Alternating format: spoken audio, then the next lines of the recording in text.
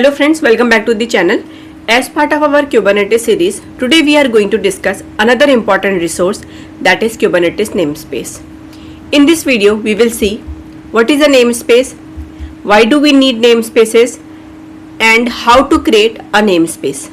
Let's start with the first question. What is a namespace in Kubernetes? So far, we have already created multiple Kubernetes resources in a Kubernetes cluster such as pods, deployments, replica sets, services, gateway API resources, etc. And going forward, we will be creating many more resources like config maps, secrets, volume, persistent volume claims, and so on. Also, in real world scenarios, we usually deploy multiple applications in the same Kubernetes cluster. When we have multiple resources belonging to multiple applications, there should be a proper way to organize and manage them. This is where namespace comes into the picture. In Kubernetes, namespaces provide a mechanism to logically isolate groups of resources within a cluster. Resource names need to be unique within a namespace, but they do not need to be unique across different namespaces. So yes, we can have multiple namespaces in a single Kubernetes cluster. Each namespace is logically separated from the others, but at the same time, they can still communicate with each other when required. So when we create a Kubernetes cluster, by default Kubernetes gives us 4 namespaces: kube-system, kube-node-lease, kube-public, and default. The first one is kube-system. This namespace is used for objects created by Kubernetes control plane. All core components like kube API server, controller manager, scheduler, core DNS, and other system level services run inside this namespace. In general, we should not deploy our application workloads here. The second one is kube-node-lease. Now let's understand why this namespace exists. When a node goes down in a cluster, the pods running on that node are recreated on another healthy node. But how does Kubernetes know which node went down? That's where lease objects come into the picture. In the Kubernetes node lease namespace, every node has a lease object associated with it. These lease objects continuously send heartbeats to the control plane. If the control plane stops receiving heartbeats from a node, Kubernetes understands that the node is unavailable and takes the required action. The third namespace is kube-public. This namespace is meant for public resources. It is open to all users with read-only access, even users who are not authenticated. Because of this, it is not recommended for regular application uses. This namespace is mainly reserved for cluster level resources that should be visible or reachable across the entire cluster. The fourth one is default namespace. Out of all these, default is the namespace where resources are created if we don't specify any namespace explicitly. In our previous lectures, so far we have created pods, replica sets, deployments, and services in this default namespace. Going forward, we will also be creating other Kubernetes resource for multiple applications, and that's where namespace becomes really important for organizing and managing resources efficiently. Now let's understand why namespaces are required using some real life scenarios. Let's discuss our first use case. In an organization, suppose 2 teams, SCH and STX, are using the same Kubernetes or OpenShift cluster. Let's say the cluster name is OCP SIT001, which is used for the SIT environment. If these teams do not have their own logical boundaries to create resources, this can easily disrupt each other's work. For example, Team SCH creates a resource called service/frontend. Later, Team STX also creates a service with the same name, service/frontend. Since Kubernetes resource names must be unique within the namespace, if both teams are working in same namespace, SCH service will get overridden by STX service. This can break applications and cause serious issues. To avoid this kind of conflict, we use namespaces to isolate resources between teams. So in the same cluster, we can create SCH SIT-IN namespace for SCH application, where IN stands for India. STX SIT-IN namespace for the SIT application. Here SCH SIT-IN and STX SIT-IN are just naming conventions. You can use any meaningful and relevant names based on your organization's standard. With this approach, Team SCH cannot accidentally modify resources belonging to Team STX. and teams can reuse the same resource names in different namespaces without any issue. Also, changes made in one namespace do not impact resources in another namespace. Additionally, namespaces help with access control. We can restrict users and processes to specific namespaces using role-based access control. RBAC. This ensures that only authorized users or teams can access and manage resources within their own namespaces. Now let's look at another practical scenario. Suppose in a Kubernetes or OpenShift cluster for the SIT environment named OCP SIT001, we have a namespace SCH-SIT-IN. Currently, the applications deployed there are SCH Web App Deployment, image version SCH Web App 4.00, and SCH Students Deployment, image version SCH Students 0.0.6. Now we want to test new version of these images in the same cluster. For example, SCH Web App version 5.00 and SCH Students version 0.0.6. To achieve this, we can create a separate namespace for testing. For example, SCH SIT-IN main SIT deployment and SCH SIT-IN01 testing new image versions. This way, different versions of the same application can be deployed in different namespaces within the same cluster. Using namespaces like this allows teams to test safely without affecting existing deployments, reuse resource names, and keep environments organized. These two scenarios I have actually used in my organization. Similarly, namespaces can also be used for blue-green deployments of applications in production environment. This means that the same cluster you can run two different versions of production application at the same time. One version is active production, currently serving traffic. Another version is the next production that you are preparing to release. Each namespace can have its own set of policies defining who can do what. This way, you can control access, manage updates safely, and test new versions without affecting the current production environment. So, apart from isolation and version management, namespaces also help us limit resources for different applications. For example, suppose we have two teams, Team 1 SCH and Team 2 STX. If both teams deploy their applications in the same namespace, the applications might run fine initially. But imagine App 1 starts using more memory due to memory leak. This can slow down App 2 because it now has less memory available. We can avoid this problem by running each application in a different namespace and defining resource quotas for CPU and memory for both the namespaces. By doing this, every project or namespace gets the resources it needs. No application can consume more than its allowed limit. The cluster remains stable and predictable. Additionally, we can create service accounts specific to each namespace, which helps in controlling access and securing applications further. Now let's do the namespaces hands-on demo. Let me take you to the Kubernetes cluster. This is my Kubernetes cluster with one master and one worker node running. So if we do kubectl get pods, so by default this command lists the pods from the default namespace. Now let's start by creating two namespaces. One is SCH SIT-IN and STX SIT-IN for two different applications. Well, there are two ways to create a namespace. First approach is using kubectl command. Kubectl create namespace and then namespace name. Namespace created. Now list all the namespaces. Kubectl get namespace. As you can see, we already have the default namespaces that we discussed earlier. Default, kube-node-lease, kube-public and kube-system. Along with these, we can also see STX SIT-IN. This is a namespace we just created. This kube-flannel, this namespace was created when I installed the Flannel CNI. The second way to create a namespace is by using a YAML definition file.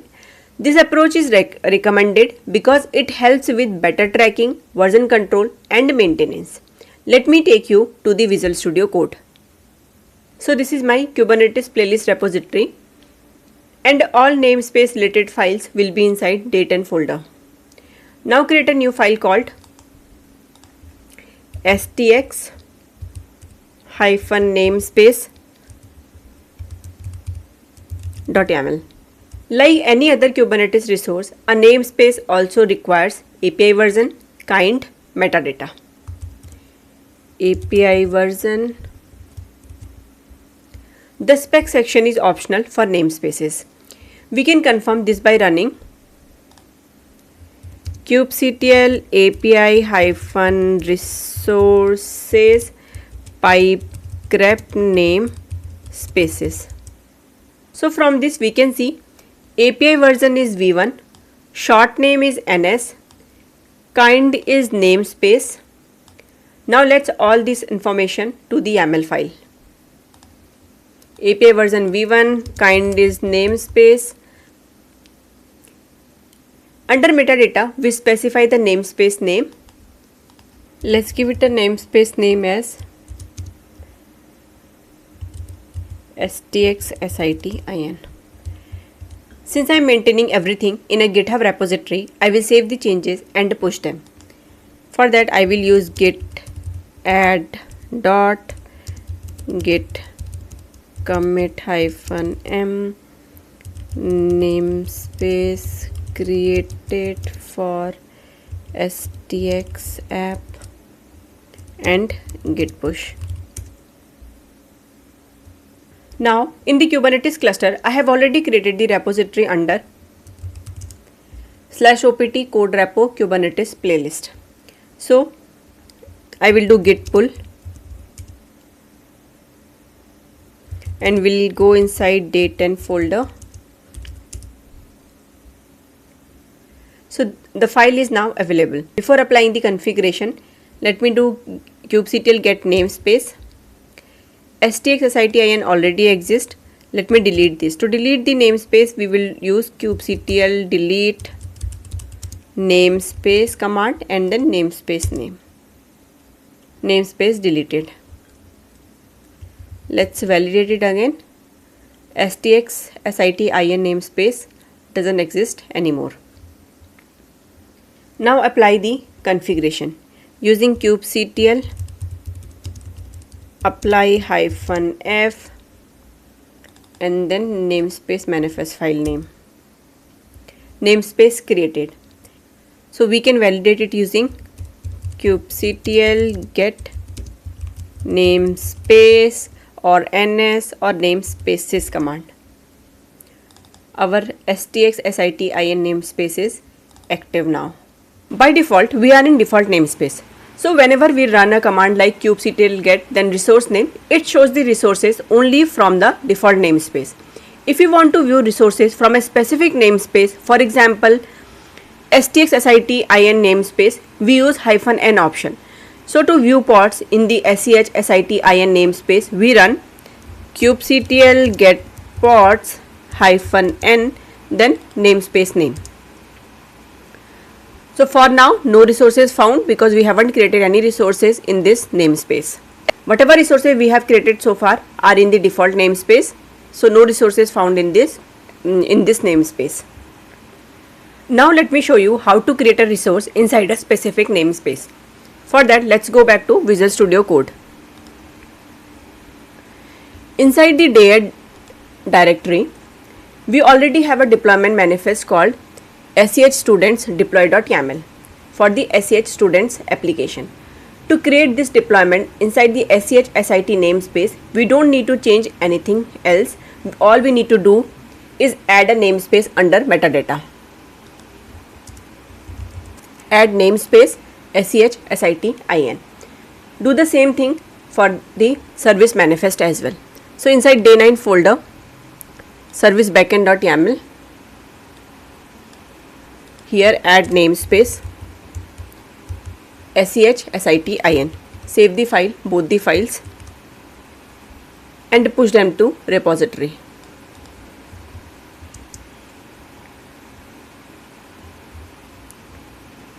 Now go back to Kubernetes cluster. Here cd pwd and git pull.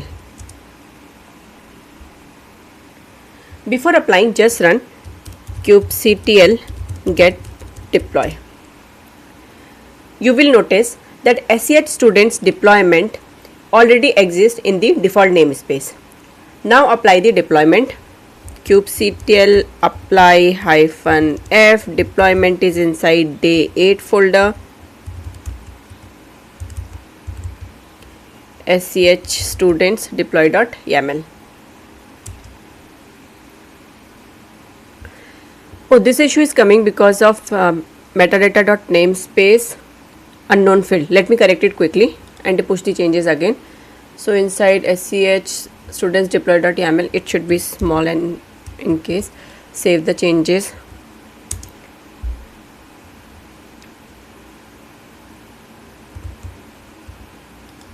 Pull it again and apply the changes. It's stating SEH-SIT-IN not found. Let's create it quickly using kubectl create ns. Before creating any resource in a particular namespace, that namespace should exist. Now apply the changes again. So we can see output has created successfully, not updated. This is because this deployment is now being created in different namespace. Let's validate it using kubectl get pods -n, namespace name is SEH-SIT-IN. So here we can say here -n is used to specify the namespace name. You can clearly see that pods are running inside SEH-SIT-IN namespace. This is how namespace isolation works. Resources created or modified in one namespace do not affect resources in another namespace. This is the core advantage of using namespaces in Kubernetes. One more important point, if we run kubectl get all, it always fetches resources only from default namespace. To get resources from all namespaces, we use kubectl get all -all -namespaces. Here you can see two deployments for SEH students. One is in default namespace and another one is in SEH-SIT-IN namespace. A shortcut for -all namespace is -a. So we can also run kubectl get all -a. If you want to work in the SEH-SIT-IN namespace permanently, so that you don't have to specify -n SEH-SIT-IN every time, you can set it in the current context. For that, you will need to run command kubectl config set -context, then kubectl config current -context -namespace is equal to SEH-SIT-IN. What this command does, it first identifies the current context, then it sets the default namespace for the context. Contexts are used to manage multiple clusters and multiple environments from the same system. We will discuss contexts in detail in another lecture. Now if you run kubectl get all, it will show all the resources from the SEH-SIT-IN namespace by default. And that's how namespaces work in real world Kubernetes environments. So far we have created deployment in SEH-SIT-IN namespace. Now let's apply the service in the SEH-SIT namespace as well. So we apply the service using kubectl apply -f. Services are inside day 9 directory, day 9, then service backend.yaml. Now the service is created successfully in the SEH-SIT-IN namespace.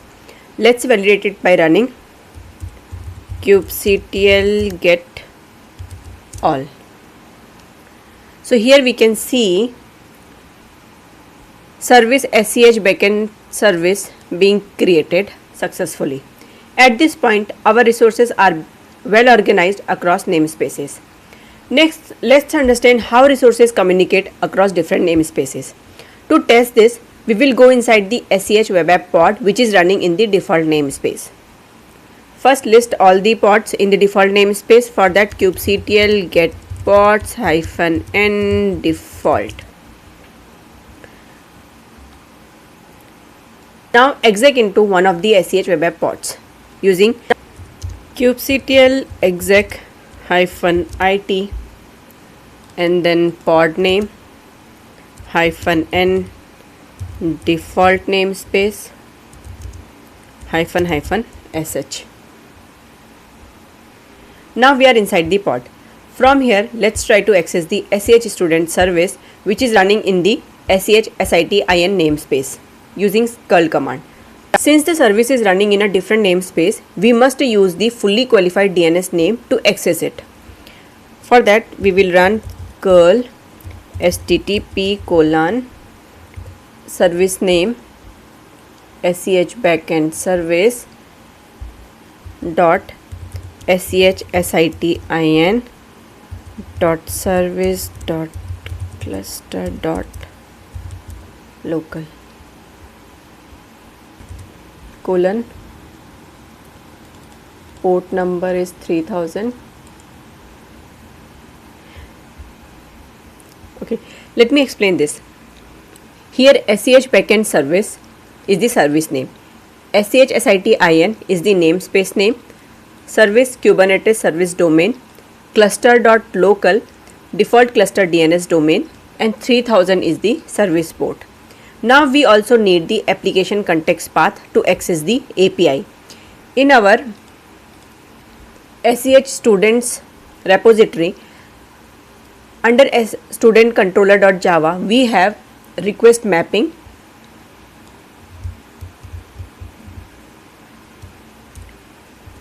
and then get mapping.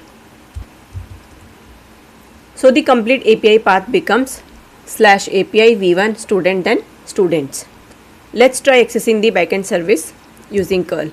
Since curl command is not available inside the container, we will use wget instead. Wget -qo